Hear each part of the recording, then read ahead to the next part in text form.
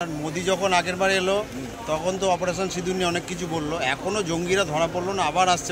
ব্যর্থ তো ভারতবর্ষের প্রধানমন্ত্রী, আমাদের যে প্রধানমন্ত্রী আছে এরকম আনসাকসেসফুল প্রধানমন্ত্রী, ব্যর্থ প্রধানমন্ত্রী, ব্যর্থ হোম মিনিস্টার ভারতবর্ষ কখনো দেখেনি।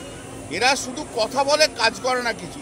অমুক করুগা, তমুক করুগা, স্যাং করুগা, অনুক করুগা এসব বলে, কাজের ভাবে অষ্টদম্বা, কিচ্ছু করতে পারে না, একদম ব্যর্থ, কোনো কাজের নয় এরা।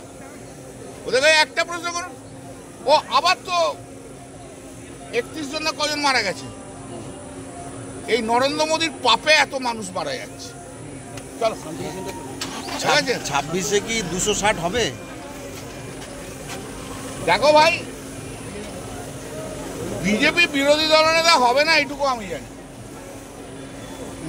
শুভেন্দু হারবে বলছেন?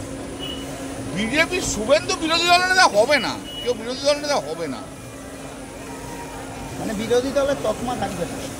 না বিরোধী দল থাক, মানে হ্যাঁ সেইভাবে বিধানসভা তাই হচ্ছে। বিরোধী দল নেতা হয় না, বিরোধী দল থাকে, আমরা যেমন বিরোধী দল, কিন্তু আমাদের তো বিরোধী দল নেতা নেই, বিরোধী দল হিসেবে থাকবে, কিন্তু বিরোধী দল নেতা পাবে না, তাহলে কিছু করার নেই। তাহলে কি আপনি বাম কংগ্রেসের দিকে ইঙ্গিত করবেন? মানে বাম কংগ্রেস তো নেই, ওদের কিছু হবেই না। এইসব ধর্ষণকারীদের বংশধররা এখন রয়েছে, কোনো নাতি কোনো নাতনি, বিখ্যাত বিখ্যাত গণধর্ষণকারীদের সব নাতি নাতনিরা এখন সব সিপিএম সব খেয়ে নিয়ে চলে গেছে পশ্চিমবাংলায়, আর বিজেপির সব জন্ম হয়নি তখনও।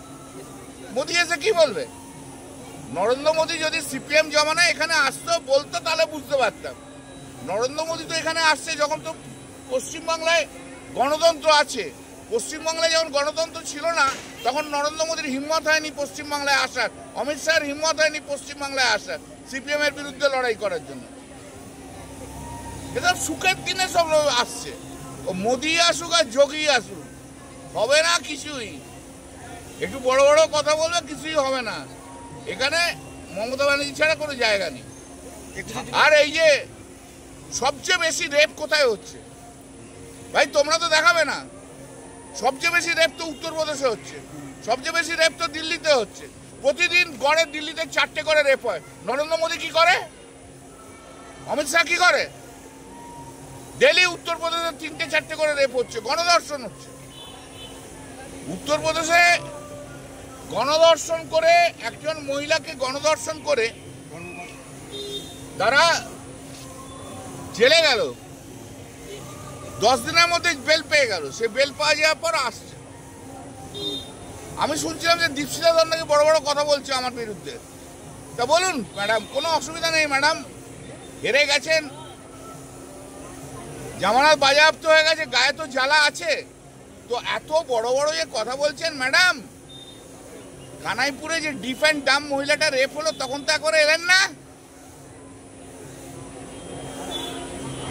কই তখন তো এলেন না। আপনার একটা রাগ আছে আমি জানি আমার। আর এটাকে পাপিয়া অধিকারী না কে আছে না, ফিল্মস্টার না কি আছে, সে নাকি আমাকে বলে যে ল্যাম্প পোস্টে বেঁধে মারবে। তা কোনখানে মারবেন আপনি বলুন না, ল্যাম্প পোস্টটা কলকাতা শহরে বসে, বাড়ির ভেতরে বসে এয়ার কন্ডিশনে বড় বড় বিপ্লব দেখানো যায়। এই যে দীপশিতা ধর, এই যে পাপিয়া অধিকারীর মতো মহিলারা কবে কোন মহিলার পাশে এসে দাঁড়িয়েছে দেখাতে পারবেন?